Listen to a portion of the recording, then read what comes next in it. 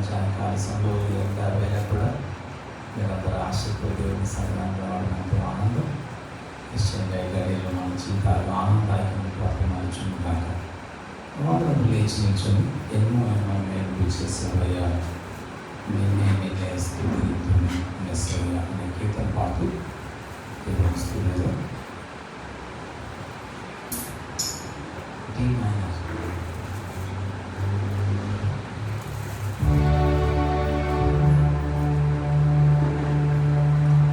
ఎన్నో మేలు చేసావయ్యా, నిన్నే స్తుతించెయ్యా. ఎన్నో మేలు చేసావయ్యా, నిన్నే స్తుతించెయ్యా. హల్లెలూయా హల్లెలూయా హల్లెలూయా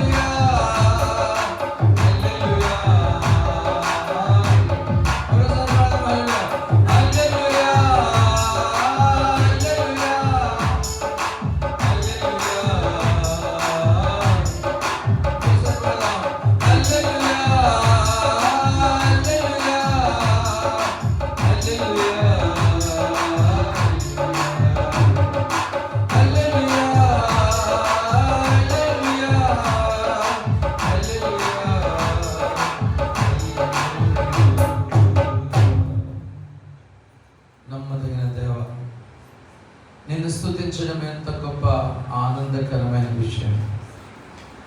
దేవుని స్తుతించుట ఎంతో మంచిది. ఈవేళ నీ పిల్లలందరితో పాటు నీ దాసుని నేను కూడా ప్రభా ప్రార్థించడానికి మరణాన ఈ దినము నీ బిడ్డలతో పాటు ప్రార్థనలో గడపడానికి మాకు ఇచ్చిన ఈ అద్భుతమైన గడిలకి వందనాలు చెల్లిస్తూ కృపతో క్షేమంతో నీ ప్రజలమైన మమ్మల్ని అందరినీ కరుణించి కటాక్షించను. యేసు దివ్యమైన ఘనమైన నామమున ప్రార్థించి వేడుకుంటున్నాం మా గొప్ప తండ్రి. దయచేసి కూర్చున్నాం.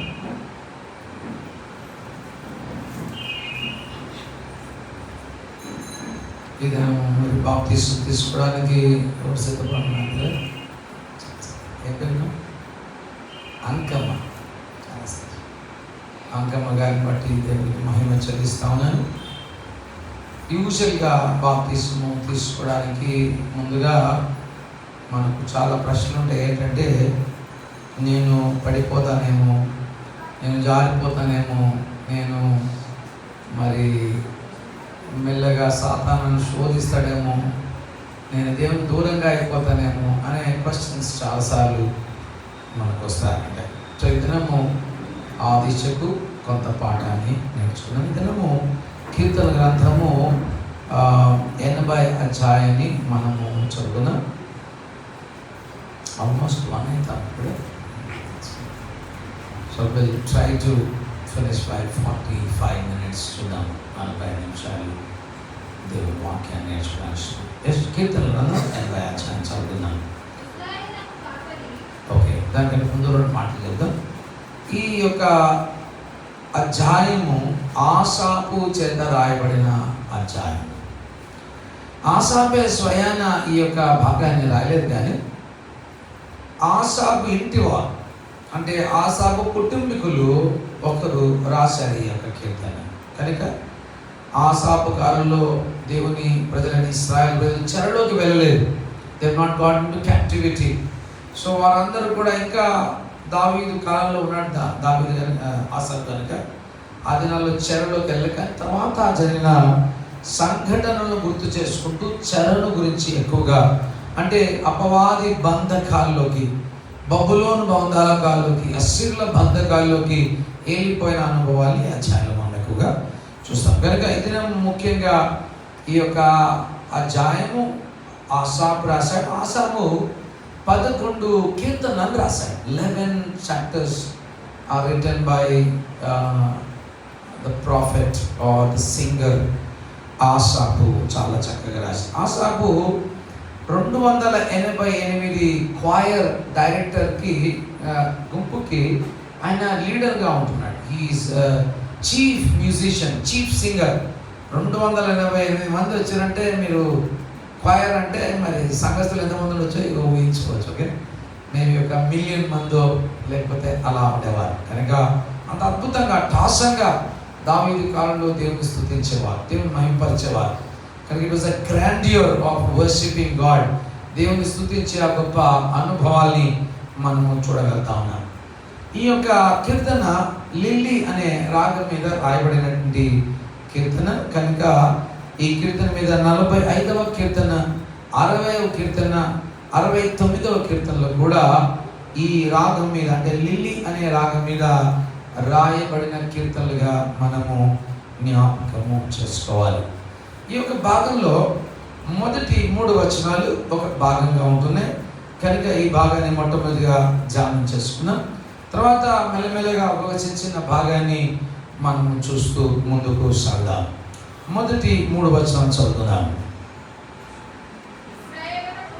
ఇశ్రాయేలు కాపరి చెవియొగ్గుము మందవలే యోసేపును నడిపించువాడా, కెరూబుల మీద ఆసీనుడైన వాడా ప్రకాశింపుము.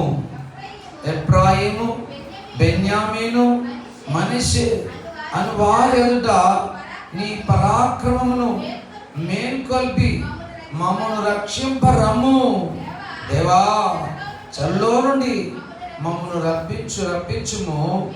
మేము రక్షణ పొందినట్లు నీ ముఖ కాంతి ప్రకాశింపచేయి అంటున్నాడు. ఎంత అద్భుతమైన ఈ యొక్క భాగంలో మొదటి 3 వచనాలు ఉన్న భాగంలో మనం చూసినట్లయితే ఒక టైటిల్ ఇచ్చాడు. ఈ యొక్క భాగానికి టైటిల్ ఏంటో చూడండి, ఏమి ఇచ్చాడు చెప్పండి. వెరీ గుడ్, ఇశ్రాయేలుకు కాపరి. ఓకే పిల్లరా, ఆసాపు ఈ యొక్క గ్రంథకర్త ముఖ్య ఉద్దేశం ఏంటంటే, దేవా నీవే కాపరిగా మాకు ఉండాలి, నీవు మమ్మల్ని నడిపించాలి. ఇంతకుముందు మమ్మల్ని నడిపించావు. చూడండి 2వ లైన్లో, మందవలే యోసేపును నడిపించావు, ఇంతకు ముందు నడిపించావు, ఇక ముందుకు కూడా నీవే నడిపిస్తావు. ఇంతకు ముందు ఐగుప్తు దేశంలో నుండి యోసేపును ఆయన సంతానాన్ని నడిపించావు, ఇక ముందుకు కూడా నీవు నడిపిస్తావు. So that is what he's projecting. అయితే ప్రభా, ఇప్పుడు మేము చెరలో ఉన్నాం, చాలా శ్రమలో ఉన్నాం, దుఃఖంలో ఉన్నాం. మమ్మల్ని అశ్షూరీయులు తీసుకుపోయారు, బబులోనీయులు తీసుకుపోయారు, మేము చెరలో ఉంటున్నాం, అపవాది ఉచ్చుల్లో ఉంటున్నాం, అపవాది మమ్మల్ని బంధించి పెట్టాడు. కనుక మరి ఈ దినము మేము నిన్ను ఇశ్రాయేలు కాపరిగా పిలుస్తున్నాం. ఎవరు పలుకుతారు చెప్పండి. ఒక కామెంటరీ, స్పర్జన్ కామెంటరేటర్ ఇలా రాశాడు, ఎ broken spirit will call for Israel as shepherd అని అన్నాడు. విరిగినటువంటి మరి గుండె కలిగినటువంటి వారు, దేవా నీవు మా కాపరిగా ఉండాలి ప్రభా. మరి దుఃఖంలో ఉన్నవారు, దేవా నీవు మాకు కాపరిగా ఉండాలి ప్రభా. ఇక నుంచి మరి ఏమన్నా అంకమ్మ జీవితంలో ఇక నుంచి దేవుడు కాపరిగా ఉంటాడు. ఇంతకుముందు మీ అందరి జీవితాల్లో కాపరిగా దేవుడు ఉన్నాడు, కానీ ఇక నుంచి అంకమ్మ జీవితంలో కూడా దేవుడు కాపరిగా ఉండబోతున్నాడు. హల్లెలూయా. కనుక వేళ పిల్లారా, మనము గుర్తుంచుకోవాలి, ఎ broken spirit will call upon the shepherd of Israel అంటున్నాడు. ఎంత చక్కని మాట. విరిగిన హృదయం కలిగిన వారు, నలిగిన మనసు కలిగిన వారు, ఇశ్రాయేలు దేవా మాకు కాపరిగా ఉండు అని అడగడం ఈ వచనాలు చూస్తున్నాం. అంతేకాదు, ఇశ్రాయేలు కాపరి అని అనడమే కాకుండా వారు అంటున్నారు, అయ్యా ఇశ్రాయేలు కాపరి, చెవియొగ్గు మా ప్రార్థనలు విను. ఈ దినము మనమందరం ఉపవాసంలో ఉంటున్నాం. చాలా మంది మన కుటుంబాలను గురించి, మన ఇరుకులను గురించి, మన శ్రమలను గురించి, మన బాధలను గురించి మనం ప్రార్థించడానికి మనమందరం కూడా ఉన్నాము. కనుక ఇక్కడ ఇశ్రాయేలు కాపరి మా చెవియొగ్గి మా మొర విను అంటున్నాడు. ఇవేళ పిల్లారా, ఇశ్రాయేలు కాపరి అనే పదం చాలా విలువైనటువంటి కాపరి. మరి మీకు కూడా కాపరిని ఇచ్చాడు దేవుడు. జాన్ మోరియన్ ఇచ్చాడు. మన ప్రధాన కాపరి అంటే యేసుక్రీస్తు ఉన్నాడు. యేసుక్రీస్తు ఏ రీతిగా మంచి కాపరిగా ఉన్నాడు, మరి మీ కాపరి కూడా ఆ దిశకు కాపరికత్వాన్ని నడిపిస్తున్నాడని నమ్మి దేవుని స్తుతిస్తా ఉన్నాను. కనుక నాయకులు, అమ్మగారు ఉన్నారు, తగిన సంఘంలో పెద్దలు ఉన్నారు. We should all have the heart of the shepherd. మరి మంచి కాపరికి ఉండాల్సిన మంచి హృదయం కలిగి ఉండాలి. మరి యెహోవా మన కాపరి కదా, ఆయన ఎలాంటి వాడు? ఆయన మనల్ని మంచి ఆహారంతో తృప్తిపరుస్తాడు. ఇక్కడ నేను మీకు మంచి ఆహారాన్ని పెడుతున్నా, శ్రేష్టమైన ఆహారాన్ని పెడుతున్నా. ఒక కాపరిగా మీకు మంచిది, శ్రేష్టమైంది, గణనీయమైనది మీకు అందిస్తున్నా. అలా మీరందరూ కూడా, నాయకత్వంలో ఉన్న వారందరూ కూడా, they should feed the sheep. అందుకని they should watch over the sheep. గొర్రెల మందలందరినీ కూడా కాపు కాసే మంచి కాపరిగా ఇశ్రాయేలు కాపరి ఉంటున్నాడు.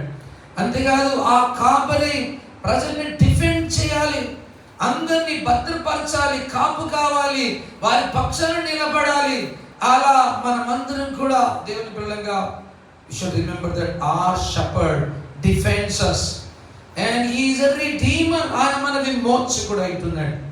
మన బాధల్లో మన చేతుల మీద చేయి పెట్టేవాడు, మన గుండెలను నిమ్మివేవాడు, మన భుజాన్ని తట్టేవాడు, మనతో నిలిచి ఉండేవాడు. మంచి కాపరిగా మనమందరం కూడా ఉండాలి. he takes care of them. వారిని గురించి, గొర్రెల గురించి బాధ్యత తీసుకునే కాపరిగా యేసయ్య ఉంటున్నాడు. అంతేకాదు, ఆయన వారిని శుభ్రపరిచేవాడు, కడిగేవాడు, గొర్రెలను కడుగుతాడు. అంతేకాదు వారిని నడిపించేవాడు, బలహీనమైన వాటిని అన్నింటినీ భుజాల మీద ఎక్కించుకొని తీసుకొని పోయేవాడు. మంచి కాపరి, ఇశ్రాయేలు కాపరి చెవియొగ్గు అనే మంచి మాటలు మనం చూస్తాము. ఇక్కడ మందవలే యోసేపును నడిపించువాడా అంటున్నాడు. ఎందుకు అంటున్నాడు? యోసేపు అనే పదాన్ని ఎందుకు వాడుతున్నాడు?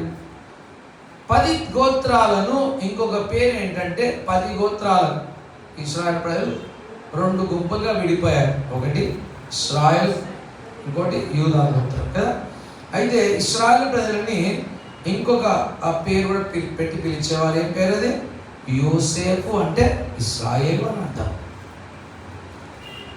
ఇశ్రాయేల్ ప్రజల్లో చాలా ఎక్కువ పాపులేషన్ ఉన్నది. ఇక్కడ 3 గుంపులు ఉన్నాయి: ఎఫ్రాయిము, బెన్యామీను, మనష్షే. ఈ 3 are the biggest tribes in Israel. కనుక వారందరికీ పేరు ఒకటే పేరు. ఏం పెట్టిండు? ఇశ్రాయేల్. ఓకే, యాకోబు అని పెట్టిండు. మందవలే యాకోబును యోసేపును నడిపించువాడు. ఎంత చక్కని మాట. కానీ పిల్లరా, మీకు కావాలంటే ఈ అధ్యాయంలో ఇశ్రాయేలుని యోసేపు అని పిలిచాడు. హెజ్కేలు గ్రంథం 37వ అధ్యాయంలో, ఆమోసు గ్రంథం 5వ అధ్యాయంలో, జకర్యా గ్రంథం 10వ అధ్యాయంలో, కీర్తన గ్రంథం 81వ అధ్యాయంలో, కీర్తన గ్రంథం 80వ అధ్యాయంలో కూడా Israel is also called as Joseph. యోసేపు అని ఇశ్రాయేలుకు ఇంకొక మారు పేరు ఉన్నట్లుగా మనము చూడగలుగుతాం. కనుక ఇక్కడ అంటున్నాడు, మందవలే యోసేపును ఏం చేయమంటున్నాడు? నడిపించువాడు. ఎంత చక్కగా. ఇప్పుడు అలా దేవుడు ఎప్పుడు కూడా మనల్ని నడిపిస్తాడు. Will take care of us. ఆయన మంచి కాపరిగా ఉంటాడు, మనల్ని ఆదరిస్తాడు, మనల్ని భద్రపరుస్తాడు, తన కృపను తన వాత్సల్యతను మనకు అందిస్తాడు. He will always take care of his sheep. తన ప్రజల్ని ఆయన ఎన్నడూ కూడా మరి కాపరికత్వాన్ని నుండి ఆయన తొలగిపోడు. 2వ వచనం చదువుదాం. ఏమంటున్నాడు? 1వ వచనంలో 3వ లైన్ చదువుదాం. కెరూబుల మీద ఆసీనుడమైన వాడా ప్రకాశించు. ఎంత అద్భుతమైన మాట పిల్లరా. మొదటి భాగంలోనేమో ఇశ్రాయేలుకు యెహోవా ఏమంటున్నాడు? కాపరి అంటున్నాడు. అంటే చేతులు మడుచుకొని బురదలోకి దిగి గొర్రెలను ఎత్తేవాడు, ఒక హంబుల్ సర్వెంట్ లాగా చూపిస్తున్నాడు. మొదటి 2 వచనాలలో దేవుడు ఎలాంటి వ్యక్తిగా చూపిస్తున్నాడు? ఒక దీనుడైన దాసునిగా ఆయన చూపిస్తున్నాడు. 2వ భాగంలో ఆయన ఎలా ప్రదర్శిస్తున్నాడు చూడండి. కెరూబుల మీద ఆసీనుడమైన వాడు, ఉరుములతో నిండిన సింహాసనం మీద, మెరుపులతో నిండిన సింహాసనం మీద, పరిశుద్ధుడు పరిశుద్ధుడు పరిశుద్ధుడు, వేల వేల వేల వేల సహస్రాలతో దేవుని దూతలు గాన ప్రతి గానాలు చేస్తుండగా, కడప కమలన్నీ కదులుతుండగా, గొప్ప శబ్దముతో ఉన్న మైటీ కింగ్ లాగా కూడా ఈ యొక్క ఇశ్రాయేల్ ప్రజల్ని మరి ఆసాపు చూపిస్తున్నాడు. Number 1, he is a servant shepherd అని చూపిస్తున్నాడు. అండ్ మైటీ మెజెస్టిక్ కింగ్ అని కూడా చూపిస్తా ఉన్నాడు. 2 రకాల అనుభవాలని ఈ భాగంలో మనము చూస్తున్నాం. ఈ దినం నీవు సేవిస్తున్న అంకమ్మ సేవించబోతున్న దేవుడు నిన్ను దాసునిగా నిన్ను పరిచర్య చేసి నిన్ను బలపరిచేవాడు, అధికారంతో నిన్ను ఏలేవాడు అన్న విషయాన్ని కూడా మనం జ్ఞాపకం చేసుకోవాలి. ఇక్కడ కూర్చున్న మనందరి జీవితంలో దేవుడు ఎన్నిసార్లు మనం బురదలో పడితే మన బురదలోకి దిగి మనల్ని పైకి లేవనెత్తలేడు. ఎన్నిసార్లు మనం జారిపోతే ఆయన మనల్ని తిరిగి నడిపించలేదు. ఎన్నిసార్లు మనం తప్పిపోతే పేతురు పేతురు పేతురు నీవు నన్ను ప్రేమిస్తున్నావు అని పలకరించలేదు. మార్తా మార్తా అని ఏ రీతిగా ఆయన మరి మార్తను దిద్దలేదు. యెరూషలేమా యెరూషలేమా ఎన్నోసార్లు నేను నిన్ను రెక్కల క్రింద తీసుకొచ్చాను అని పలకరించలేదా? ఈవేళ జ్ఞాపకం చేసుకోవాలి. Is a humble shepherd and majestic king. ఆయన 2 గొప్ప అనుభవాలు కలిగిన మహారాజై ఉండడం మనం ఈ వచనాలు చూస్తాం. అద్భుతంగా ఆసాపు తన కీర్తనను మనకు పరిచయం చేస్తున్నాడు చూసాం. ఇప్పుడు చదువుదాం మళ్ళా మొదటి వచనం చదవండి. ఏమంటున్నాడు? ఇశ్రాయేలు కాపరి చెవియొగ్గు, మందవలే యోసేపును నడిపించువాడా, కెరూబుల మీద ఆసీనుడైన వాడా ఏంటట ప్రకాశించు. Shine on us lord. ప్రభా మా మీద ప్రకాశించు ప్రభా. Please shine, make your face shine upon us. మా మీద నీ ముఖ కాంతిని ప్రకాశింపజేయి. మేము నిన్ను ఎదుర్కొన్నప్పుడు చిరునవ్వుతో మమ్మల్ని ఎదుర్కో ప్రభా. Shine on us lord. మా మీద నీ వెలుగును ప్రకాశింపచేయి అంటున్నాడు. ఎందుకంటున్నాడు? ప్రభా మాకెన్నో సందేహాలు ఉన్నాయి. మేము ఎలా ముందుకు సాగాలో మాకు తెలియదు. ఎలా మేము బలంలోకి రావాలో మాకు తెలియదు. ఎలా మేము క్రైస్తవ జీవితాన్ని నడవాలో మాకు తెలియదు. ఎలా దేవుని వాక్యాన్ని చదవాలో తెలియదు. ఎలా ప్రార్థన చేయాలో తెలియదు. ప్రభా నీ వెలుగును మా మీద ప్రకాశింపజేయి. తద్వారా మేము నీ బాటలో నడవగలుగుతాం. మేము నీ యొక్క మార్గాన్ని విడవకుండా ఉండగలుగుతాం. Please shine lord, shine upon us అనే మాటల్ని ఎంత అద్భుతంగా ఆయన జ్ఞాపకం చేస్తుంది. ఈవేళ మొదటి వచనంలోనే ఎంత కంటెంట్ని మరి ఆశాకు రాసి పెట్టాడు పిల్లలు. ఈవేళ మన కొరకు ఆయన నిశ్చయంగా ప్రకాశించేవాడే అంటున్నాడు. నిశ్చయంగా ఆయన మన కుటుంబాల మీద, మరి ఎక్కువగా ఈవేళ అంకమైన కుటుంబం మీద, ఇది దేవుని వాక్యం వింటున్న ప్రతి విశ్వాసి కుటుంబం మీద he wants to shine upon those families. ఆయన తన వెలుగును ప్రకాశింపచేయాలని ఆశపడతాను. పిల్లల ఎంత చక్కని మాట, ఎంత చక్కని మాట. ఇంకొక పదం కూడా మనం ఈ వచనంలో చూడగలుగుతున్నాం. ఏమంటా అంటే ఇశ్రాయేలు కాపరి చెవియొగ్గు, అంటే మా ప్రార్థన ఆలకించు. Lord listen to our prayers and shine on us. మా ప్రార్థనలను ఆలకించి మా మీద నీ వెలుగు ప్రకాశింపచేయి. మా మీద నీ వెలుగు ప్రకాశింపచేయి. ఇప్పుడు ఇది మీరు చాలామంది ప్రార్థనలో ఉంటున్నారు. ప్రార్థనలో చాలా ప్రాముఖ్యమైనది, ఎప్పుడు మర్చిపోకూడదు. ప్రార్థనలో మనం ఎప్పుడు కూడా దేవుని స్తుతించాలి. ఉదాహరణకు ఎవరైనా వచ్చి సార్ మిమ్మల్ని పొగడాలనుకుంటున్నా, సార్ ఎంతసేపు పొగడాలా చెప్పండి అంటే ఎంత చెప్తారు? 5 నిమిషాలు పొగడాలంటే 10 నిమిషాలు పొగడాలి. 10 నిమిషాలు పొగడాలనుకుంటా సార్ అంటే ఒక అరిసేపు పొగడు అంటున్నాను కదా. మనకే మన యొక్క మంచితనాన్ని గురించి మనమే తప్పు పొగడుకుంటే ఎల్లప్పుడూ మంచి, ఏ తప్పు లేదు, ఏ దోషం లేదు, నిష్కలంకమైన మన కొరకు ఒక గొర్రెల కాపరిగా కిందికి వచ్చి మన కొరకు సర్వాధికారిగా పైన ఏళ్తున్నాం. ఆయన ఎంతగా పొగడాలి, మనం ఎంతగా ఆయన కీర్తించాలి. ఒక భక్తుడు ఏమంటాడు తెలుసా? ఆయన పొగడానికి నిత్యత్వం సరిపోదు అని అన్నాడు. నిత్యత్వం అంటే కొన్ని వేల కోట్ల మిలియన్ల ట్రిలియన్ల సంవత్సరాలు కూడా సరిపోవు ఆయన పొగడానికి. అంత పాత్ర అయితే కొన్నిసార్లు మనం పాడమంటే కొంచెం ముంచబెడితే అబ్బాయి ఎంతసేపు ముంచబెట్టిన కొంతమంది అనొచ్చు. ఓకే, లేకపోతే మరి ప్రార్థన చేప ఇంత పెద్ద ప్రార్థన చేసి నేను అనొచ్చు. ఆ ఒక్క గంటకి, ఆ ఒక్క గడియకే మనం అలసిపోయి సొలిసిపోతాం. మన దేవునికి నిరంతరం మనం స్తుతి చెల్లించాలి. ఒకరోజు దేవుడు మనకు మోకాళ్ళు ఇస్తాడు. ఈ మోకాళ్ళలో డిఫరెంట్ మోకాళ్ళు ఉంటాయి. 24 గంటలు మోకాలు పెట్టినా కానీ మోకాలు ఉన్నాయి. అలాంటి అద్భుతమైనటువంటి మహిమా దేహాన్ని ఆయన పరలోకంలో మనకి ఇవ్వబోతుంది. ఎంతసేపు చేతులు ఎత్తినా ఆ మహిమ దేహాన్ని దేవుడు మనకిస్తాడు పరలోకంలో. ఆ మహిమలో ఆయన చేతులు ఎత్తి ఆయన స్థితించవచ్చు. ఎంత పాడినా కంఠ మారిపోతారు. అలాంటి గొప్ప అద్భుతమైన కంఠాన్ని మనకు ఒక రోజు ఇస్తాడు పరలోక రాజ్యంలో. What a great God we are serving. మనం ఎలాంటి దేవుని సేవిస్తున్నాం, ఎలాంటి అద్భుతమైనటువంటి దేవుని మన రక్షకునిగా మనం కలిగి ఉంటున్నాం. మరి ఎక్కువగా విశేషంగా ఈవేళ అంకమ్మ కలిగి ఉండడానికి ఇష్టపడదు. ఏదైనా మీకు ఆనందంగా ఉందామా అంకమ్మ? ఎంత ఆనందంగా ఉంది? కొంచెం ఉందా? చాలా ఇద్దా? ఇంతే ఉందా? లేదా ఇద్దరు చాలా కనుక పిల్ల we should rejoice over the salvation that God has given to us. చూడండి 2వ వచనంలో ఏమంటున్నాడు చూద్దాం.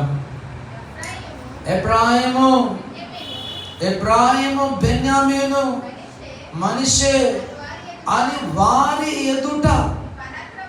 చాలండి, ఎవరి ఎదుట? ఎదుట అంటే మనం చాలా పట్టించుకోమని. ప్రత్యక్షపు గుడారం అలా ఉండేది. తూర్పు దిక్కున ముఖం ఉండేది. ఆ తూర్పు గుమ్మాల దగ్గర 3 గోత్రాలు ఉండాలి. ఏం గోత్రాలు ఉండాలి? ఎఫ్రాయిము, బెన్యామీను, మనష్షే. సో ప్రత్యక్షపు గుడారము బయలుదేరి ఆ యొక్క ఐగుప్తు దేశం నుంచి కానానికి వెళ్తుంటే ఆ మందసము ముందు వెళ్తా ఉంటే దాని వెనుక ఎవరు ఉండాలంటే వీరు ఉండాలి. ఎవరు ఉండాలి? ఎఫ్రాయిము, బెన్యామీను, మనష్షే. వీళ్ళే ఉంటారు. కనుక వారి ఎదుట దేవుని ప్రకాశము నిరంతరము ప్రకాశిస్తూ ఉండేది. They are the one who would see the Lord very closely. తక్కిన గోత్రాలు అక్కడెక్కడో ఉన్నా కానీ ఎఫ్రాయిము, మనష్షే, బెంజమీనులు దేవుని మహిమను, ఆ మహిమ అగ్ని స్తంభాన్ని, ఆ మేఘ స్తంభాన్ని వారు నిరంతరము చూస్తూ ఉండేవారు. What a great blessing. అందుకని అన్నాడే ఎఫ్రాయిము, బెన్యామీను, మనష్షే అనువారి ఎదుట నీ పరాక్రమము మేల్కొల్పి మమ్మను రక్షింప రమ్ము. ఎదుట అనే పదం జ్ఞాపకం చేస్తాం. పిల్లల సంఖ్యాకాండంలో 2వ అధ్యాయంలో, సంఖ్యాకాండం 10వ అధ్యాయంలో ఈ 3 గోత్ర తెగలే ఆ మందసం వెంట నడవాలి అని రాయబడ్డాయి. మీకు చూడనక్కర్లేదు. తర్వాత ఇంటికి పోయినా రాసుకోలేదు. వీడియోలో తర్వాత విని పాస్ గారు చెప్పి చదువుకొని తర్వాత చదువుకోండి. ఈ 3 గోత్రాలే ఈ మందసము వెనక నడుస్తాయి. ఎక్కడుంది అది? సంఖ్యాకాండము 2వ అధ్యాయము, సంఖ్యాకాండము 10వ అధ్యాయం. 2 chapters talks about this great thought. Ephraim, బెన్యామీను, మనష్షే అను వారి ఎదుట నీ పరాక్రమమును ఏం చేయాలంట? మేల్కొల్పి మమ్మను రక్షింపారము. పిల్లరా, దేవుడు ఎప్పుడైనా నిద్రపోతాడా చెప్పండి? నో. కానీ ఇశ్రాయేల్ ప్రజలు చేసిన తప్పుకు దేవుడు చాలా చల్లారిపోయాడు. ఇశ్రాయేల్ ప్రజలు చేసినటువంటి పొరపాట్లకు దేవుడు చల్లారిపోయాడు. అయ్యో, నా ప్రజలకు ఎన్నిసార్లు చెప్పినా కానీ నా ప్రజలు వింటలేరు అని he was not that much happy. అంతగా ఆనందం లేదు కానీ ఆనందపడుతున్నాడు. అందుకనే ఏమన్నాడు? పరాక్రమమును అసాపట్టున్నాడు. నీ పరాక్రమం ఏం చేయమంటాడు? మేల్కొల్పు అంటే స్టర్ అప్ యువర్ స్ట్రెంగ్త్ లార్డ్. దయచేసి నీ యొక్క ఆ యొక్క ఇప్పుడు మనం అప్పుడు హార్లిక్స్ కలుపుకుంటాం, పాలు పిల్లలకు కలవలేదంటే ఏం చేద్దాం? మళ్ళా కలుపుతాం. Steering up. సో ఆ రీతిగా ప్రభా నీ పరాక్రమం ఉంది, నువ్వు పరాక్రమశాలి అయినప్పటికీ ఒకసారి ధైర్యం తెచ్చుకొని మాకు ముందు నడిచి మా శత్రువులను హతమార్చు ప్రభా, మా విరోధులను హతమార్చు ప్రభా అంటున్నాడు. కానీ ప్రక్కనే అధ్యాయం, ఇది కూడా ఆసాఫ్ రాసిన కీర్తన చూడండి. ఇశ్రాయేలు ప్రజలు దేవుని మాట వినలేదు. 13వ వచనం చూడండి. 81:13. అయ్యో నా ప్రజలు నా మాట వినిన ఎడల, ఇశ్రాయేలు నా మార్గములను అనుసరించిన ఎడల, ఓ ఎంత మేలు. అప్పుడు నేను వేగమే వారి శత్రువులను అనగద్రొక్కుదును, వారి విరోధులను కొట్టివేస్తాను. కనుక వేల పిల్లలా మనము జ్ఞాపకము చేసుకోవాలి. దేవుని ప్రజలముగా మనం గుర్తుంచుకోవాలి. ఆయన పిల్లలుగా we should always remember that he is our king and we should always obey him. ఆయనకు విధేయత కలిగిన వారమై మనము ఉండాలి. అందుకని అంటున్నాడు, దేవా నీ పరాక్రమాన్ని మరి స్టర్అప్ చేసి మేల్కొల్పుకొని మమ్మల్ని రక్షింపరా. ఎవరైతే ఆయన తట్టు తిరుగుతారో తప్పకుండా ఆయన వారిని రక్షిస్తాడు. 3 విషయాలు గుర్తుంచుకోవాలి. ఒక వ్యక్తి దేవుని వైపు ఎప్పుడైతే తిరుగుతాడో, అంకమ్మ తిరిగింది దినం, తమ పాప స్థితి నుంచి తిరిగింది, తన వంకర త్రోవ నుంచి తిరిగింది, తన చెడు మార్గాన్ని వదిలిపెట్టింది, దేవుని వెతకడానికి ఇష్టపడదు. ఇంతకుముందు నీతి లేని జీవితం, ఇంతకుముందు భక్తి లేని జీవితం, ఇంతకుముందు భయం లేని జీవితాన్ని అంతటిని వదిలిపెట్టి ఒక నవీనమైన నూతనమైన బాటను ఆమె ఎన్నుకున్నది. ఎప్పుడైతే ఒక వ్యక్తి దేవుని తట్టు తిరుగుతాడో దేవుడు వారి తట్టు తిరుగుతాడు. 3వది, ఆయన వారి మీద ముఖం ప్రకాశింపచేస్తాడు. He will shine his face upon us. 3వ వచనం చదువుదాం. ఏమంటున్నాడు? దేవా చెరలో నుండి మమ్మల్ని రప్పించుము, మేము రక్షణ పొందినట్లు నీ ముఖ కాంతి ప్రకాశింపచే. ఎంత చక్కని మాట! ఈ వచనము ఈ అధ్యాయానికి మూల వచనం. దేవా, చెరలో మేము ఇప్పుడు దావీదు కాలంలో చెరలో లేర్పడాలి. చాలా కాలమైన తర్వాత చెరలోకి వెళ్ళిపోయారు. అస్సిరియా చెరలోకి, బబులోనియా చెరలోకి వెళ్ళిపోయారు. ఇది చెరలో ఆసాపు యొక్క మనవాడు ఎవడో రాశాడు ఈ కీర్తన.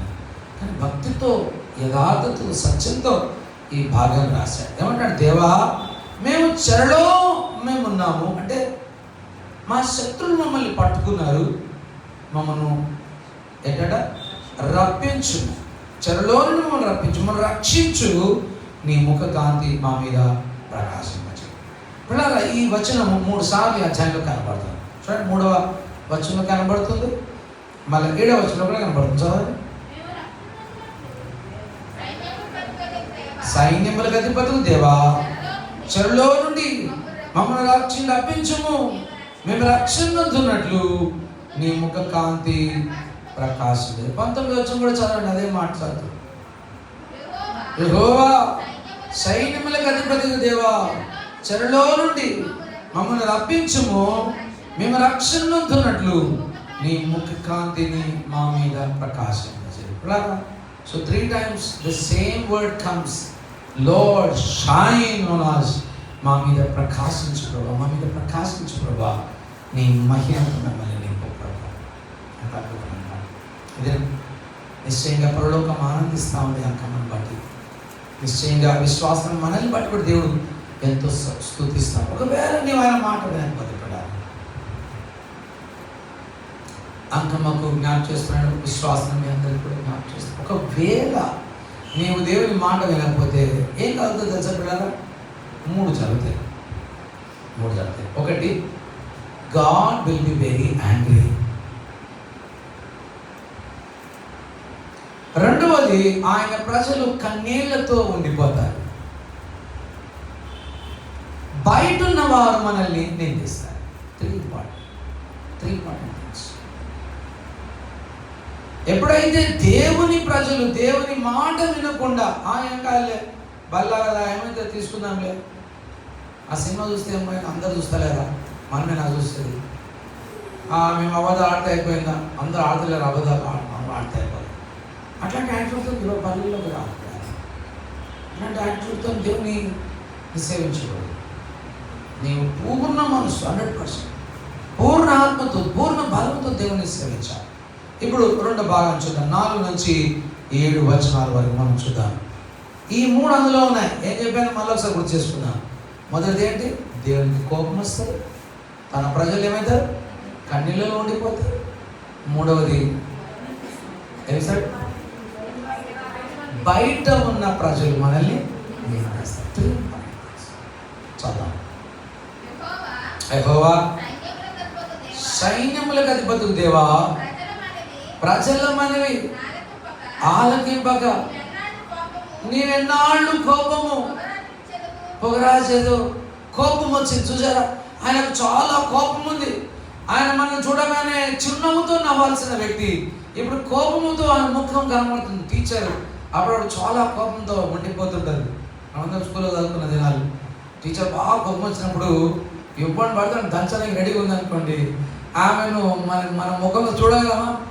మనం మనిషి కలిగి దాచుకునే వాళ్ళు ఆమె ముఖం నిండా కోపం కనబడుతుంది కనుక ఇక మనం దాచుకోవాల్సింది. కనుక God is angry, be careful.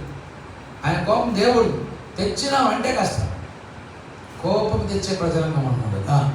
మన కదా 4 వచ్చింది. సైన్యం యెహోవా, సైన్యములకు అధిపతి దేవా, నీ జనులు మనవి ఆలకింపక నీవెన్నాళ్ళు నీ కోపంతో పొగరాచెత్తవు. కన్నీళ్లు వారికి ఆహారముగా ఇస్తున్నావు, విస్తారమైన కన్నులు ఓ నీ వారికి పానముగా ఇస్తా ఉన్నావు. మా పొరుగు వారికి మమ్మల్ని కలహ కారణముగా చేయించున్నాము. ఇష్టం వచ్చినట్లు మా శత్రువులు మమ్మను అపహాస్యం చేస్తారు. కనుక పిల్లలు ఇది మనము 3 ఇంపార్టెంట్ వర్డ్స్ని we should always remember that God should never be angry. మనం ఎప్పుడు దేవుని కోపం తీసుకురావాలి. నా జీవితంలో నేను దేవునికి చాలా కోపం తెచ్చాను, మీకు చెప్పాలి. దేవుని మాట వినలే, సేవకుడిని మాట వినలే. దేవుడు చాలా కోపం వచ్చింది. ఎంత కోపం వచ్చిందంటే ఇక ఆయన మనల్ని చాలా బాధ పెడతాడు. ఆ బాధ అంటే దేవుడు బాధ ఎట్లా పెడతాడంటే చంపేయడు మనల్ని. ఓకే, చంపేంత స్థితి తీసుకెళ్ళి మళ్ళీ కొంచెం నీళ్ళు ఆపిస్తున్నాడు ఇట్లా చచ్చిపోకుండా. సో కనుక అలాంటి మంచి దేవుడు, ఆయన కాపరి, ఆయన అధికారి, రెండు చెప్పుకున్నాం కదా. సో కనుక ఆయన చాలా మంచి వ్యక్తి. కానీ కోపం తెప్పియదు. కోపం తెప్పిస్తే మాత్రం ఏమంటున్నాడు చూడండి, కన్నీళ్ళు కార్చి కార్చి కార్చి కన్నీళ్ళు నోట్లోకి వెళ్ళి వెళ్ళి వెళ్ళి ఆ కన్నీళ్ళే ఏమైపోయినాయంట,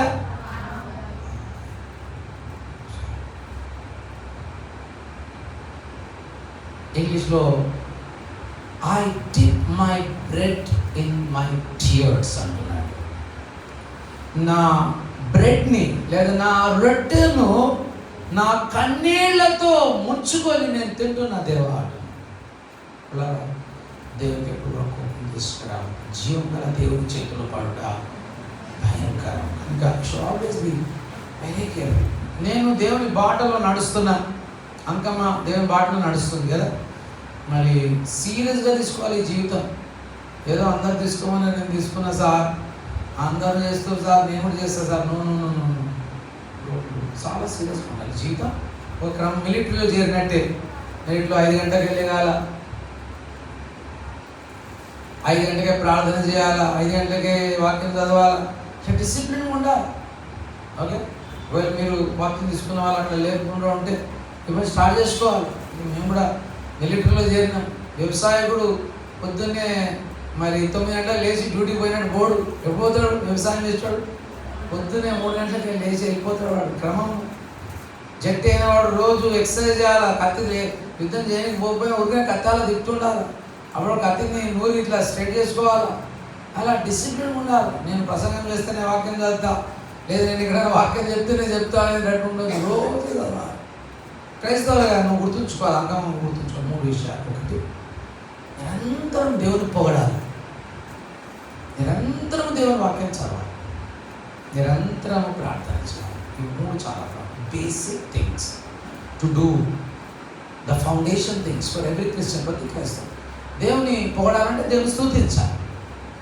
రెండోది, దేవుని వాక్యాన్ని చదవాలి. అర్థం కావట్లేదు సార్ అర్థంగా చదవాలి, అర్థం కాకపోయినా చదవాలి. ఇప్పుడు కెమిస్ట్రీ పుస్తకం మనం ఇంటర్మీడియట్ చదువుతాం, అర్థమవుతాం మొత్తం. టీచర్ చెప్పినా కూడా అర్థం కాదు, మళ్ళీ ట్యూషన్ చెప్తే కూడా అర్థం కాకపోతున్నాను, ఇంకా మళ్ళా చదవాలి. మరి ఇక్కడ పుస్తకం అర్థం కాకుండా చాలా డైలీ చదవాలి. ప్రార్థన కూడా డైలీ చేయాలి. మీరు ఒక కథ గుర్తుకొస్తున్నారు. ఓకే, కదా అక్కడనే ఉంది, అందుకే డౌట్ వచ్చింది. మీకు కోడి గుడ్డు తెలుసు కదా, కోడి గుడ్డు ఏం కావాలంటే ఒక చిన్న చిక్ కావాలనుకోండి. ఏమంటే చిక్ అంటే పిట్ట, కోడి పిట్ట కావాలి, పిల్ల కోడి పిల్ల కావాలంటే ఏం చేయాలి? కోడి గుడ్డు ముందు కూర్చొని చూస్తూ ఉండాలి. అది చూస్తుంటే అది గుడ్డు అవుతుందా? అట్లా గుడ్డుగా ఏం చేయాలి? దాని మీద కూర్చోవాలి, మళ్ళీ లేచి పక్క వచ్చి కోడి గుడ్డు పోవాలా, చితిపోయేలా చూడాలా.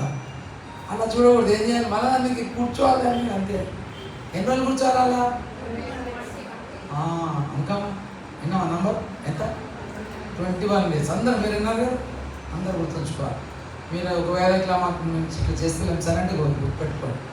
కోడి ఎట్లా గుడ్డు మీద కూర్చుంటుందో, నేను 21 దినం అస్సలు ఈ టైం లేగా, ఈ టైం ప్రార్థన చేసుకుంటా, ఈ టైం వాక్యం చదువుకుంటా అని ఒక 21 రోజు చేశారనుకో, మీకు బ్రెయిన్లో బాగా ఫిక్స్ అయిపోతుంది. దాని తర్వాత అది కోడి సంగతి. ఓకే, మామూలు సంగతి అంటే లోకంలో ఉన్న సంగతి రెండో సైకిల్. ఓకే, అంటే ఇంకొక 21 రోజు చేసినాం అనుకో, ఇంకా బాగా బ్రెయిన్లో బాగా ఫిక్స్ అవుతుంది. అంటే ఎన్ని డేస్ అని? 42 days. క్రైస్తవులమైన మనం 3 సైకిల్స్లోకి రావాలి. ఎన్ని రావాలి అప్పుడు? 63 days కంటిన్యూస్గా ఒక వ్యక్తి ఈ పని చేస్తే ఇక బ్రెయిన్కి బాగా ఫిక్స్ అయిపోయి ఇక మనం ఎన్నడూ బైబిల్ చదవకుండా ఉండలేం, ప్రార్థన చేయకుండా ఉండలేం, అలా కంటిన్యూస్ అయిపోతాం. చూసారా? మీకు రోజు చెప్పండి, నేను చెప్తున్నాను. ఓకే, కోడిగుడ్డు ఎలా కూర్చుంటుందో అలా సెట్ ఆన్ ఇట్. దేవుని కోపం కలిగించదు. ఒక యవనస్తులకు పోయిన ఈస్టర్ పండుగ రోజు మా చర్చ్ 20 మందికి బాప్తిసం ఇచ్చాము. అక్కడ యవనస్తుడు అడుగుతున్నాడు, అంకుల్ ప్రార్థన చేస్తున్నాను అంకుల్, చేస్తుంటే నా మైండ్ వెళ్ళిపోతుంది అంకుల్ ఎక్కడికో అంటున్నాడు.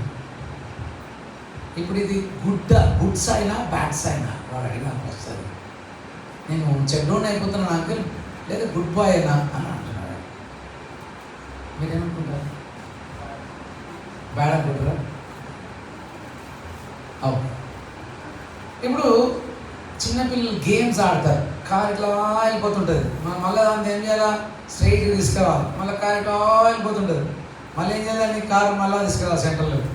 అలా ప్రతిసారి అలా మనసు వెళ్ళిపోతున్నప్పుడు ఇలా తీసుకొని రావడం అనేది it's an exercise, doing exercise. ఆత్మ సిద్ధమే ప్రార్థన చేయడానికి, మనసు మాత్రం సిద్ధంగా లేదు. కనుక ప్రతిసారి నీ మనసును తీసుకురావాలి, ప్రతిసారి నీ మనసును లోపరుచుకోవడం, ప్రతిసారి దారిలో పెట్టడం, ప్రతిసారి అలా చేయడం, 63 సార్లు అలా చేయడం, అలా చేస్తూ ఉండడం, చదవలేకపోయినా చదవడం, స్తుతించలేకపోయినా స్తుతించడం, ఇలా చేస్తూ ఉంటే you are bringing your mind under your subjection. అందుకనే పౌలు అంటాడు, నా దేహాన్ని నేను నలగగొట్టుకొనుచున్నాను అంటాడు, నేను నా దేహాన్ని అదుపులో పెట్టుకుంటున్నాను అంటాడు. కనుక ఆ రీతిగా మనమందరం కూడా మన మనస్సును, మన ఆలోచన విధానాన్ని కంట్రోల్ చేసుకోవడానికి దేవుడు ఇస్తున్న ఎక్సర్సైజ్ అది. You are not a bad boy or a bad girl, you are doing an exercise in controlling your mind. నీ మనస్సును స్వాధీనపరచుకోవడానికి ఒక మంచి మార్గం. కనుక కోపాన్ని కలిగించకుండా ఉండే ఒక ఆలోచన చెప్పాను.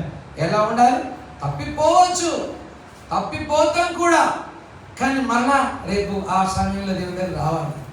క్రైస్తత్వం అనేది మతం కాదు, క్రైస్తత్వం అనేది బంధం.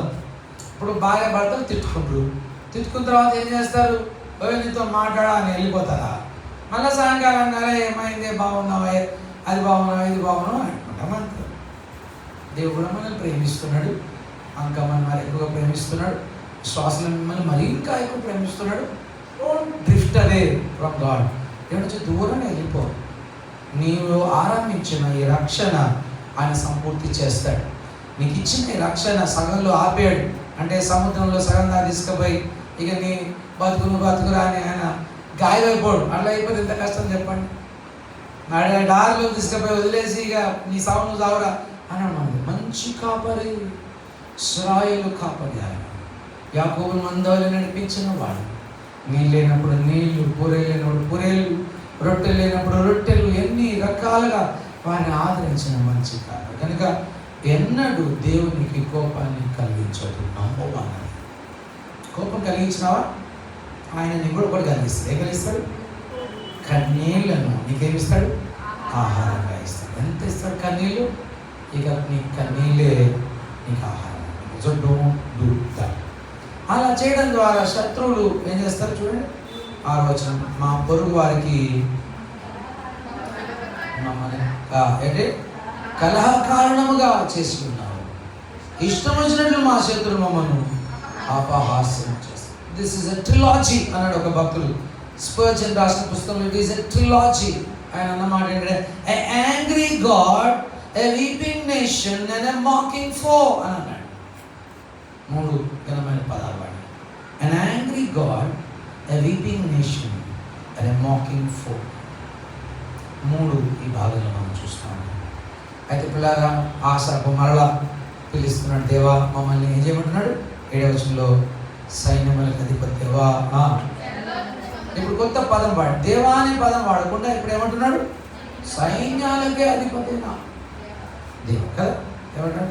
గాడ్ ఆఫ్ హోస్ట్, సైన్యాలకు అధిపైన దేవా, అన్ని సైన్యాన్ని కంట్రోల్లో చేసే దేవా, నన్ను కూడా నీ కంట్రోల్లో ఉంచుకో. నన్ను కూడా చెరలోకి నడిపించు, నన్ను రక్షించు, నీ ముఖ కాంతిని నా మీద ఏం చేస్తావు. సో రెండో భాగం కూడా మీకు అర్థమైపోయాయి. అయితే దేవుడికి కోపం కలిగించదు. కోపం కలిగిస్తే కన్నీళ్ళు వస్తాయి. కన్నీళ్లతో మనం ఉంటే ఏం దేవుడు అండి, వేసుకోమని నమ్ముకున్నాం, బాప్తిజం తీసుకున్నాం, ఏంది చాలా జీతం ఏంది అన్నారు. లోకం ఏంది మీ దేవుడు మనం దీవించాడు అన్నాడు. ఏంది నీ రోగమే పోవట్లేదు, ఏంది మీ పిల్లల రోగం పోవట్లేదు, ఏంది అన్నారు. అంటే ఎందుకు తెలుసా, నీ కోపం దేవుడు అడుగుతుంది. కొంచెం వేరకులారా క్రైస్తవుడు చాలని జీవితంలో ఉండకూడదు, చాలని బ్రతుకుల్లో ఉండకూడదు. నేను తలగా చేస్తానన్నా, నేను తొలగా చేస్తానని చెప్తాను. I will make you, I will put you on the top of the mountain. ఎంత గొప్ప ఆశీర్వాదం. పక్కన అధ్యాయం చూడండి, లాస్ట్ వచ్చిన అతి శ్రేష్టమైన గోధుమలతో పైన చూద్దాం. 16 చర్చించు. అతి శ్రేష్టమైన గోధుమలతో అనుగ్రహించి నేను వారిని పోషిస్తాను. కొండ తేనెతో బెస్ట్ వాటితో దేవుడు మళ్ళీ నింపుతాడు. అంకమ్మ వింటున్నా, నువ్వు బాప్తిజం తీసుకొని సరిగా జీవించగలిగితే బెస్ట్ లైఫ్, నీ అంత బెస్ట్ లైఫ్ కోరలేదు. అందుకని ఇశ్రాయేలు నీ భాగ్యము ఎంత గొప్పది. ఇశ్రాయేలుకి ఎంత భాగ్యం ఉంటే క్రైస్తవులమైన మనకి ఎంత భాగ్యం ఉంది. యేసు రక్తం చేత కడగబడిన వారికి మనకి ఎంత భాగ్యం. అడ్డ తెర చినిగిపోయి దేవుని దగ్గరికి వెళ్ళడానికి అవకాశం కలిగిన మనకెంత భాగ్యం దేవుడు ఇచ్చాడు. కనుక మీరు నిజంగా భాగ్యవంతులు, మీరు శ్రీమంతులు, సర్వోన్నతుని దేవుని కుమారులు కుమార్తెలు కనుక you are blessed in the, మీరు తండ్రి చేయాలంటున్నారు. మూడో భాగంలోకి వద్దాం. 8వ వచనం నుంచి 11 వచనాల వరకు ఇక్కడ ఒక ద్రాక్షావళిని చూపిస్తా ఉన్నాడు. Another metaphor. ఇంతకుముందు ఒక మెటఫర్ చూశారు, కన్నీళ్ళు అనే ఒక అలంకారం చూపించాడు. ఇక్కడ ఒక ద్రాక్షావళి అనే అలంకారాన్ని చూపిస్తా ఉన్నాడు. ఇలా చూడండి, 7వ వచనంలో ద్రాక్షావళి నాటితి. 8వ వచనంలో నీ ఐగుప్తులలో ఒక ద్రాక్షావళి గురించి 2 మాటలు నేర్చుకున్నాం. తర్వాత చదువు. ఎప్పుడైనా ద్రాక్షావళి చాలా హంబుల్ ప్లాంట్. ద్రాక్షావళిని అలా పెట్టి నీళ్లు పోసేదనుకోండి, టకటగా లేచి చకచకా పైకి లేచి అలా నిల్చొని మరి పెద్ద చెట్టు అవుతుంది. చెప్పండి, మా ద్రాక్షావళి చూడలేదు సార్ అన్నట్టు పక్క పెట్టిన కరెక్ట్. ఏం చేయాలి, సరే కాకరకాయ పెట్టండి, చకచకా లేచి పైకి లేస్తుందా? ఏమైంది, తీగ కింద పడిపోయి ఉంటుంది కదా. It is a lowly plant. ద్రాక్షావళి ఎప్పుడు కూడా చాలా సింపుల్ ప్లాంట్. దేవుడు ఎవరిని రక్షిస్తాడు తెలుసా? సామాన్యులను రక్షిస్తాడు. మోడీ ఇలాంటి రక్షించాడు అంటే రక్షించడానికి ఆయన ఇష్టపడి రక్షిస్తాడు. అమిత్ షా లాంటి పొగురు భర్తలు వాటిని రక్షించాడు దేవుడు. రక్షించాలని కూడా రక్షిస్తాడు, ఆయన ఇష్టం. కానీ he chooses humble people, దీనులైన వారిని, లో ప్లాంట్స్ని ఎన్నుకొని ఏం చేస్తాడు, దానికి ఒక తాడు కడతాడు. ఆ మొక్క గొప్ప ప్లాంట్ కావాలంటే ఏం కావాలి, ఒక తీగ కట్టి పైకి లేపాలి దాన్ని. ఇశ్రాయేలు కాపరి చేసే పని కదా. ఆయన మనకు తీగలా మనల్ని నిలబెడతాడు. దాని తర్వాత బాగా మంచి ద్రాక్షావళి కావాలంటే బాగా కత్తెరలు వేయాలి దానికి, అప్పుడే కానీ మంచి ఫలాలు రావు. మూడవది, it is a lowly plant.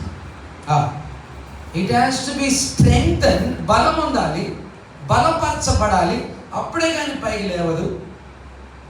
దాని తర్వాత బాగా కత్తెరలు పెట్టాలి దానికి, అప్పుడే కానీ గుత్తులుగా ఏం రావు, ద్రాక్ష పండు.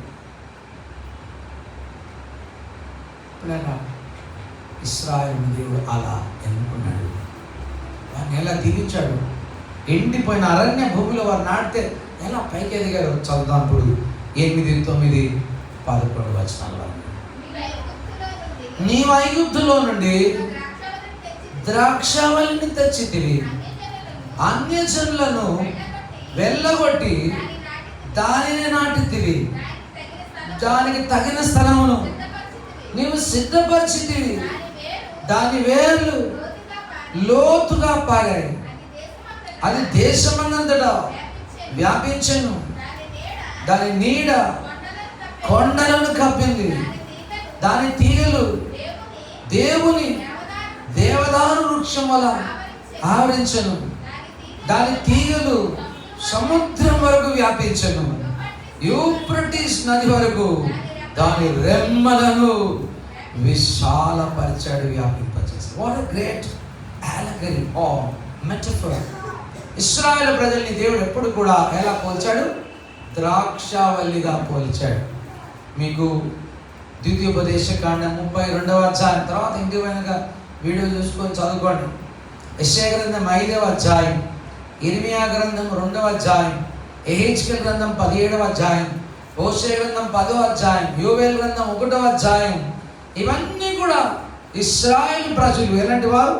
ద్రాక్ష వల్లి వంటి వారు. All these chapters talks about the vineyard. యేసుక్రీస్తు కూడా ఈ లోకంలోకి వచ్చినప్పుడు కథ చెప్పాడు. ఒక ఆయన కంట ద్రాక్ష తోట ఉందంట, అయితే దాన్ని కాపులకు ఇచ్చాడంట. కాపులు ఏం చేశారు? యజమానికి కాయలు పంపించాలి, పైసలు పంపించాలి, కానీ వాళ్ళందరూ ఏం చేశారు? మేము మేమే తింటాం అని వాళ్ళందరూ తినడానికి ప్రయత్నం చేశారు. ప్రవక్తల్ని పంపించాడు, యాజకుల్ని పంపించాడు, కానీ వాళ్ళందరూ ఏం చేశారు? అలాంటి వారిని రాళ్ళతో కొట్టారు, కొంతమంది చంపేశారు, కొంతమంది దుర్మార్గంగా వారిని ప్రవర్తించారు. చివరకు ఆ యజమానుడు ఎవరిని పంపించాడు? కుమారుడిని పంపించాడు. ఎందుకు పంపించాడు? పోయి నా కుమారుడిని గౌరవిస్తారేమో, నా కుమారుడిని మర్యాద చేస్తారేమో అని తన సొంత కుమారుడిని పంపిస్తాడు. వీడే వారసుడు, వీడిని చంపితే కానీ మనకు ఈ ద్రాక్ష వనము దొరకదని వారు దుష్ట ఆలోచన కలిగి జీవించారు. ద్రాక్షవల్లి ఎంత గొప్ప! 20లో 21వ అధ్యాయం, కానీ ఈ కథలన్నీ కూడా ఇశ్రాయేలు ప్రజల నుంచి చెప్పాడు. మార్కు రాసిన 12వ అధ్యాయం, దాంతో యోహాను రాసిన సువార్త 15వ అధ్యాయంలో నేను ద్రాక్షవల్లిని, మీరు తీయలేదు, మీరు బహుగా ఫలించండి అనే విషయాలన్నీ కూడా ఆచార్యులు. సో ఈ ఇశ్రాయేలు ప్రజల్ని దేవుడు ఏ రీతిగా ఆశ్రయించాడు చూడండి. చదువు అమ్మలు 8వ వచనం నేను చదువుతాను, గమనించండి. ఐగుప్తు నుంచి తీసుకొచ్చి అన్ని జనులను వెళ్ళగొట్టి వారిని నాటారు. అప్పుడు మీరు జరగండి అని రూమ్లో వెళ్ళగొట్టేసి ఇంకొకరికి రూమ్ ఇస్తారు చూడండి హోటల్స్లో, అలా వారిని వెళ్ళగొట్టేసేసి ఎవరికి రూమ్ ఇచ్చాడు? అన్ని జనులకు వెళ్ళగొట్టి ఎవరికి ఇచ్చాడు? ఇశ్రాయేలు రూమ్ ఇచ్చాడు. అంతేకాదు, దాని తర్వాత ఏమంటున్నాడు? దాన్ని తగిన స్థలమును సిద్ధపరచు, దాన్ని వేదమైపోయిందంట, లోతుగా పారింది. ఏం చేసిందంట? దేశమంతంతటా ఏమైందంట? అది ఎక్కడికి ఎక్కిందంట? కొండల పైకి ఎక్కిందంట. దాని తర్వాత ఎంత ఎదిగిందంట? దేవదారు వృక్షాలంతా పెరిగిందంట. ఎక్కడి నుంచి ఎక్కడ దాకా జరిగిందంట? ఈ సముద్రం, మధ్యస్థర సముద్రం మొదలుకొని ఇరాన్ వైపున యూఫ్రటీస్ నది వరకు విశాలంగా పెరిగింది. చూసారా?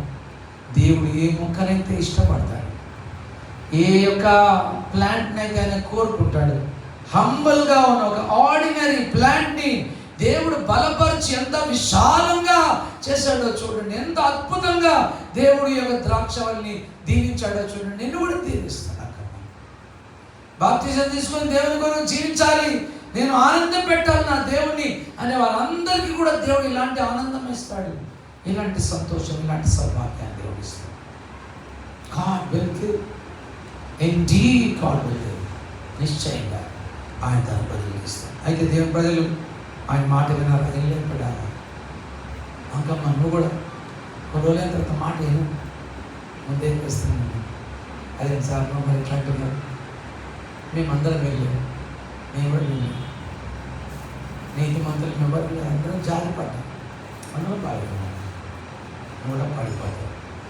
కానీ మళ్ళా త్రోవలకు రావాలి, దేవుని కొరకు నిలబడాలి, కన్నీళ్ళు కావాలి. దేవా నన్ను రక్షించుకోమని అడిగాను, ఆయన నిలబెడతాడు, నేను బలపరుస్తాను, నీ శక్తిమంతంగా చేస్తాను. అయితే కొంతమంది అటే వెళ్ళిపోతారు, అది విషాదకరమైన విషయం. దేవుడి నుంచి దూరంగా వెళ్ళిపోతారు, తిరిగి రానేరా. వారి పరిస్థితులతో దుఃఖనీయమైన విషయం. ఇక్కడ ఇశ్రాయేలు ప్రజలు దేవుడి మాట వెళ్ళలేదు. 12 వచనం చూడండి ఏమంటున్నాడు. 12-13 వచనం. నడుచు వారందరూ దాన్ని తెచ్చివేయనట్లు దాని చుట్టూనున్న కంచెలను అయ్యా నీవేలా పాడు చేశారు. అడవి పంది దాన్ని పెకిలించుచున్నది, పొలములోని పశువులు దాన్ని తినివేస్తుంది. ఎంత చక్కని ఆలగరి మళ్ళా ఇక్కడ రాస్తున్నాడు. పందులను, పశువులను, వైల్డ్ బీస్ట్ని దాన్ని మీరు పంపించాడంట. మీకు అర్థం కాదని చెప్తాను సింపుల్గా. ఆయన తోట చుట్టూ, తోట బాగా ఉండాలంటే తోటకు చుట్టూ ఏముండాలి చెప్పండి? కంచె చాలా ఉండాలి. కంచె అంటే ఏంటో తెలుసా? దీపం వెలుగుతుంది అనుకోండి, దీపం మారిపోతుంది అనుకోండి గాలికి, అప్పుడు ఏం చేస్తాం మనం? 2 చేతులు నిలబడతాం. పెట్టగానే ఏమవుతుంది? దీపం నిలకడగా నిలబడుతుంది. అలాగా దేవునికి కోపం ఇస్తే దేవుడు చెయ్యి తీసేస్తాడు. ఏం చేస్తాడు? చెయ్యి తీసేస్తాడు. జాగ్రత్త. You should not make him very very very angry. నువ్వు ఎప్పుడు కూడా దేవుని కోపాన్ని కలిగించు. ఆయన భద్రత కావాలి, ఆయన చెయ్యి కావాలి. గుడ్ ఫ్రైడే రోజు నా ప్రసంగం 7వ మాట ప్రసంగిస్తా ఉన్నాను. యేసుక్రీస్తు కల్వరి సిలువలో 12 గంటల నుంచి 3 గంటల వరకు సిలువలో వేలాడుతున్నాడు. 12 నుంచి 3 గంటల వరకు ఒక్క మాట మాట్లాడలేదు పిల్లలు, ఒక మాట మాట్లాడలేదు. ఎందుకో తెలుసా? దేవుడు దిగి వచ్చాడు సీనాయి పర్వతం మీద కారు చీకలతో. ఎలా దేవుడు దిగి వచ్చాడు? అలా దేవుడు మరి భయంకరుడై జడ్జిమెంట్తో పాటు ఆయన ఆ కల్వరి కొండపైకి వచ్చాడు. చీకటి కాదు, 3 గంటలు దేవుని తీవ్రమైన తీక్షణమైన కోపము యేసుక్రీస్తు మీద పడ్డది. మానవుల శాపమంతటిని కూడా ఆయన మీద వేశాడు. దాని తర్వాత 3 గంటలు అయిపోయిన తర్వాత, అంటే 12 నుంచి 3 గంటలు అయిపోయిన తర్వాత 3 గంటలకు యేసు పలికిన మొదటి మాట, అన్ని టక మాట్లాడేసుకున్నాను. 4 మాటలు. మొదటి మాట ఏలీ ఏలీ లామా సబక్తానీ అంటే ఏంటో తెలుసా? దేవా అలా చేయి పెట్టావే, అలా చేయి పెట్టావే, ఎందుకు ప్రభా నా చేయి తీసేసావు? ఎందుకు తీసేసావు ప్రభా? నేను ఎంత వేదనతో ఉన్నా, ఎంత బాధలతో ఉన్నా. Why have you removed the fence? కంచె ఎందుకు తీసేసావు ప్రభా? ఎందుకు తీసేసావు? పిల్లరా గమనించండి, దేవుని చెయ్యి ఎప్పుడైతే తొలిగిపోతుందో అక్కడ నరకం ఉంటుంది. అందుకనే యేసు ప్రభు తప్పికొనుచున్నాను అని కేక వేశాడు. దేవుని ముఖం అయిపోయింది, కానీ దేవుడు చల్లగా తన ముఖాన్ని ప్రకాశించలేక, దేవా నీ చేయి ఎందుకు వదిలిపెట్టావు? నా చేతి వదిలిపెట్టావు? తప్పికొనుచున్నాను అని చెప్పి నేను మీ అందరి బల చెల్లించేసాను, పాప బల చెల్లించేసాను, సమాప్తమైందని చెప్పి తల వంచి తన ప్రాణాన్ని అప్పగించాను. ఈవేళ కోపం తెచ్చుకుంటే దేవునికి కోపంగా బ్రతికే పిల్లలు దేవుడు మన కంచెను తెంచేస్తాడు. త్రోవలో నడిచే వారందరూ తెంచుతారు మనల్ని, దారిని పోయే వారందరూ కూడా తెంచివేస్తారు. అడవి పంది మనల్ని పికిలింపచేస్తారు. కనుక we should be very careful not bringing disgrace to God. దేవునికి దుఃఖం కానీ అవమానం కానీ మనం తీసుకోవాలి. 14వ వచనంలో ప్రార్థన ఉంది. సౌదామి ఏమంటున్నాడు? సైన్యంలో అధిపతి దేవా, ఆకాశములో నుండి మరలా చూడు, ద్రాక్షాలను దృష్టించు. చాలా ఎంత చక్కనండి, ఎంత చక్కని మాట. మరలా చూడు, ఈ ద్రాక్షాలను దృష్టించు. నీ కుడి చేయి నాటిన మొక్కను కాదు, నీ కొరకు నువ్వు ఏర్పరచుకున్న కొమ్మను కాదు. ఈవేళ దట్ వస్తా ప్రేయర్ ఆఫ్ ఆశ ప్రార్థన. ఇది మనం కూడా ప్రార్థించాలి. దేవా ఈ మొక్కను కాదు. అయితే విషాదకరమైన విషయం ఏంటో తెలుసా? అప్పటికే దేవుడికి చాలా కోపం వచ్చింది. దేవుడు ఆ చెట్టును పూర్తిగా కాల్చేశాడు. 16వ వచనం చూడండి. అది అగ్ని చేత టోటల్గా కాల్చబడ్డది, నరకబడి ఉన్నది. నీ కోప దృష్టి వలన already the tree is burned and there is no life. Already the tree is chopped off, నరికివేయబడ్డది. ఇంకా దాంట్లో కండలు లేదు, జీవం లేకుండా అయిపోయింది. అలాంటి స్థితిలో నిరీక్షణ ఉందా? అలాంటి స్థితిలో మరలా చెట్టు పెరగలదా? అబ్రహాం పిలిచాడు, అబ్రహామా ఇట్లా, ఎంత అయింది వయసు? 99 సార్. ఎట్లున్నాడు నీ కొడుకు? చాలా బాగున్నాడు సార్. ఇప్పుడు 12 సంవత్సరాలు సార్ నిలిచాడు. అది ఇస్మాయిల్కి బాగున్నాడు సార్. ఇస్మాయిల్ 12 సంవత్సరాలు సార్. బాగుండా? బాగుంది. ఆగదు, బాగున్నాడు. అబ్రహాం అంటున్నా, నేను చెప్పే జాగ్రత్త, నేను నీకు కొడుకునిస్తానన్నాను. అబ్రహాం నవ్వుకున్నాడు, ముస్లిం నేను, నాకెక్కడ తెలియకూడదు. నీ తెలియదా? షారాజు ఆమె 99 సంవత్సరాలు, ఆమె కూడా చచ్చిపోయింది, బతకాలి, లైఫ్ లేదు మా తల్లి. లేదు అబ్రహాం నీ కొడుకునిస్తాను. అబ్రహాం నమ్ముతాడేమో అనుకుంటున్నాడు దేవుడు. నమ్మకండి. లేదు దేవా, నాకు వద్దు, నాకు ఇస్మాయిల్ ఇనఫ్, నేను అడ్జస్ట్ చేసుకుంటా, ఇస్మాయిల్తో అడ్జస్ట్ అయిపోతాను చాలు. బాబు లేదు అబ్రహాం, నేను నీ కొడుకునిస్తాను. చాలా గర్భం ధరిస్తుంది. ఆ కష్ట సందర్భాలను అర్థం కాని స్థితుల్లో అబ్రహాం దేవుణ్ణి నమ్మాను. అది అతనికి నీతిగా ఇలా మన జీవితం కూడా మనం గుర్తుంచుకోవాలి. చెట్టు నరకబడ్డది, చెట్టు కాలిపోయింది. But is there hope? Is there hope? నిరీక్షణ ఉందా? ఉంది, నిరీక్షణ ఉంది. నిరీక్షణకు ఆధారం లేనప్పుడు అబ్రహాము నమ్మి నిరీక్షణ పొందాడు. ఈవేళ మనకు కూడా నిరీక్షణ ఉంది. చాలాసార్లు మనం కూడా పడిపోతాం అని ఇంతకుముందే చెప్పారు. మీలో చాలామంది పడిపోయారు, పర్వాలేదు, తిరగండి, దేవుని తట్టు తిరగండి, ఆయన ప్రకాశిస్తాడు. ఆయన తట్టు తిరగండి, ఆయన మిమ్మల్ని మోచిస్తాడు, ఆయన రక్షిస్తాడు. ఆయన రక్షించడానికి సమర్థుడు.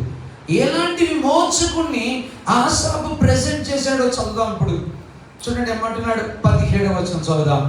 ఇక్కడ చదివినప్పుడు మనకు అర్థం కాదు, కానీ మీకు ఎక్స్ప్లెయిన్ చేస్తా, తర్వాత చదువుదాం. ఓకే, 17లో ఏమున్నదంటే, నేను చెప్పినాక చదవండి. అలా ఇంగ్లీష్లో బాగుంది. ఏముందంటే, దేవా, ఇక్కడ ఏముందంటే, యు ఆర్ రైట్ హ్యాండ్, నీ కుడి చేయి అన్న చెప్పండి సార్, దేవుని కుడి చేయి. ఓకే, రెండవది అపాన్ ఎ మ్యాన్ అని అంటున్నాడు, ఒక నరుని మీద ఉంచావు. ఎలాంటి నరుని మీద ఉంచావంటే, నీ కుడి పార్శ్వాన నిలిచే నరుని మీద ఉంచావు అంటున్నాడు. కానీ ఆ వచ్చినట్లు కనపడదు, ఇంగ్లీష్లో అంతా అట్లా కనపడుతుంది. మళ్ళీ చెప్తున్నాను, ఏం చెప్తున్నాను? ఫస్ట్ నీ కుడి చేయి ఎవరి మీద ఉంది? ఒక నరుని మీద ఉంది. నువ్వు ఏర్పరచుకున్న నరుని మీద ఉంది. ఆ నరుడు ఎవరు? నీ కుడి పార్శ్వాన కూర్చున్న నరుడు ఎవరైనా? యేసుక్రీస్తు. కానీ ఆ సార్ తెలియదు. ఆయన ఏమనుకుంటున్నాడే, ప్రభా ఒక గొప్ప లీడర్ని, దావీదు లాంటి లీడర్ని లేపు కాదు ప్రభా, దేవా ప్రీస్ట్ని, మంచి జరుబ్బాబెల్ లాంటి ప్రీస్ట్ని లేపులాదు ప్రభా అని అనుకుంటున్నాడు. కానీ ఆయన క్రీస్తు గురించి మాట్లాడుతున్నాడు అని ఆయన తెలియకపోయింది. చాలా ఇప్పుడు 17వ వచనం, నీ కుడి చేతి మనిషికి, మొదటి మాట, నీ కుడి చేతి మనుషునికి తోడుగాను, నీ కొరకై నీవేర్పరచుకొని నరునికి తోడుగాను నీ యొక్క బాహుబలము ఉండును గాక. ఓకే, సో తెలుగులో అంత బ్యూటిఫుల్గా లేదు, మధురంగా కనపడుతుంది. ఇప్పుడు మీకు అర్థమైంది కదా వచ్చిన ఏంటి? నీ కుడి చేయి, నీవేర్పరచుకున్న నరుడు, ఆ నరుడు ఎవరై ఉండాలి?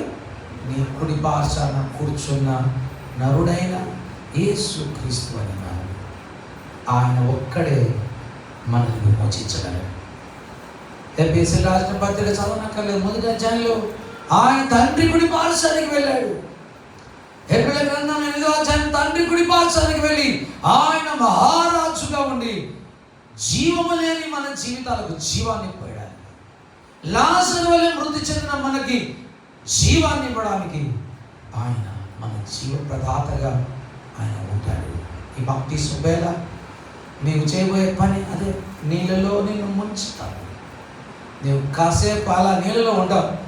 నీవు నీళ్ళలో చచ్చిపోతావు. అంటే అలానే ఉంచామనుకో అంకం ఏమైపోతుంది, నీళ్ళలో పడి చచ్చిపోతుంది. నువ్వు వచ్చేసట్లు. కానీ మేము మంచోళ్ళం కనుక మరణాలు ఏమిటాం బయటికి.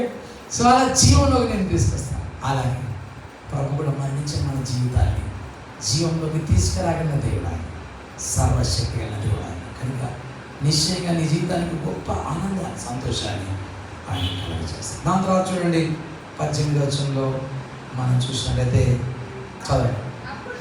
అప్పుడు మేము నీ యొద్ద నుండి ఎప్పుడు యేసయ్య మనం నిజంగా విమోచిస్తే ఇక మనం తొడిగిపోం, ఎప్పుడు పడిపోం, జారిపోం. చాలా మంది ఏం జారిపోతుండ్రు తెలియక, తెలిసి. ఇందాక 21 చెప్పాను చేయండి, ఎంత వెళ్ళిపోతుంది. నేను కూడా నా జీవితంలో బాగా తప్పులు చేసిన తర్వాత నేను కూడా నా జీవితంలో దేవుని తప్పు తిరిగినాను. ఇంకా అప్పటి నుంచి ఎప్పుడు పడిపోలేదు. నా జీవితంలో ఎప్పుడు కూడా తొలగిపోలేదు. దేవుని బాటను విడిచిపెట్టలేదు. దేవుని బాటను నడిచేది. నేను చిన్నగా ఉన్నప్పుడే సేవలోకి వచ్చాను. 15 years బాయ్గా ఉన్నప్పుడే నేను సేవలు ఆరంభించాను. సేవ చేయడం, వాక్యం చెప్పడం ఆయన చిన్నగా ఉన్నాను. So I don't know much of God's theology. సిద్ధాంతాలు నేను నేర్చుకున్నవాడని కాదు. తర్వాత నేర్చుకున్న తర్వాత ఎన్నో విషయాలు మాట్లాడతాను. కనుక ఇవాళ కూడా మనం గుర్తుంచుకోవాలి. దేవుడు ఏమంటున్నాడు? అసలు 18లో అప్పుడు మేము నీ యొద్ద నుండి నీ మమ్మను, అప్పుడు నీ నామున బట్టి మేము నీకు మరొకటి. ఉల్టా ఉంది ట్రాన్స్లేషన్, ఎప్పుడు ఉల్టా ఉంటుంది. చూడండి ఉల్టా చదవండి. ఏమంటున్నాడు? మొట్టమొదటిగా ఏమంటాడు? ఎప్పుడైతే ఆయన మనల్ని 18 ఏముంది? అప్పుడు మేము నీ యొద్ద నుండి తొలగిపో, నీవు మమ్మల్ని బ్రతికిస్తావు. సో మొట్టమొదటి పదం ఏం చెప్పుకోవాలి? మూడు మాటల్లో మొట్టమొదటి ఏం చెప్పుకోవాలి? నీవు మమ్మల్ని బ్రతికిస్తావు. ఓకే, నీళ్ళలో నుంచి ఈ దినం అంకమ్మ బయటకు లేస్తుంది. ఓకే, ఆయన మనల్ని మొట్టమొదటిగా ఏం చేస్తున్నాడు? బ్రతికిస్తున్నాడు. కనుక మనం ఏం చేస్తాం? ఆయనకు మొర్ర పెడతాం. ఓకే, ఆయనకు మొర్ర పెట్టినప్పుడు మనం ఏం చేస్తాం? ఇక ఆయన మనం తెలియదు నాట్ ఫాల్. అండ్ ఫైనల్గా 19వ వచనంలో 3 పదాలు వాడాడు. ఏం పదాలు వాడాడు? యెహోవా అనే నామం వాడాడు. సైన్యములకు అధిపతియు మరి ఆయన పేరు వాడాడు. గాడ్ ఆఫ్ హోస్ట్ వాడాడు. దేవా అనే పదం వాడాడు. చెరలో మమ్మల్ని రక్షించు, మేము రక్షణ అందునట్లు ముఖ కాంతి. What a great song! ఎంత అద్భుతమైన కీర్తన ఈ కీర్తన కాదు. ఈవేళ నీ జీవితానికి ఇది ఖచ్చితంగా ఉపయోగపడతాను నమ్మకం. ఖచ్చితంగా మిమ్మల్ని బలపరచడానికి, శక్తిమంతులుగా చేయడానికి ప్రభు అద్భుతమైన కీర్తన మనకు దాచిపెట్టాడు. ఈ కీర్తన అంకములకు మరి ఎక్కువగా ఉపయోగపడుతుంది నమ్మి దేవుని స్తుతిస్తాను. నిశ్చయంగా ఈ గడియలు ప్రభు బహుగా దీవించి ఆశ్రయించడం కాక ప్రార్థన చేసుకున్నాను.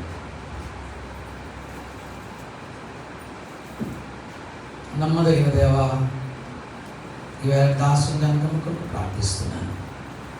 నీ ముఖ కాంతిని, సన్నిధి కాంతిని నిరంతరం విడగలించు ప్రభా. నీ సన్నిధి, నీ ప్రసన్నత, నీ మహిమ నిరంతరం అనుభవించండి. మన యొక్క భావ జీవితం గురించండి. బాప్తిజం తీసుకున్న వారు ఇంకా పడిపోతూ జారిపోతుంటే వారందరినీ మీకు చూపించండి. ప్రార్థిస్తూ ఈ 2 దీవులు నీ బిడ్డలకు ఇచ్చిన కోరుకుంటూ యేసు మన ఘనమైన నామమున ప్రార్థించి పెట్టుకుంటున్నాం. గొప్ప